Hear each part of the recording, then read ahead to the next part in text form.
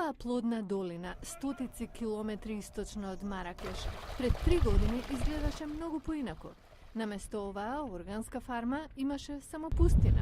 Фармерите кои денес тука работат, живееле неизвесен живот. Имавме големи сушни периоди. Дури ако сакавте да работите земјата, немаше вода. Луѓето живееа на работ на опстанок.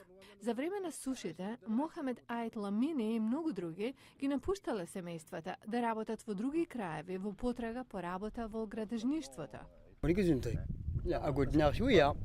Имавме одвај да се прехраниме, вели овој фармер.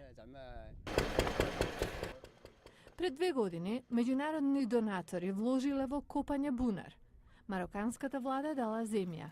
И 30 од најсиромашните семејства на селото Хартчао создале изобилие од земјата. Минатата година продадов 400 до 500 килограми грашок. Му благодариме на Бога. Но овде се произведува многу повеќе од грашок. Ајве како дошло до тоа? Земјата била поделена на парцели што биле дадени на жителите, кои, имајќи вода од странски донации, се погрижиле за останатото. Тие развиле нови техники за садење на растенијата што ги научиле од организациите што тука инвестирале. И резултатот е модел што може да се реплицира, вели и председателот на Асоциацијата за развој на селото. Фармерите се горди на направеното. Со право.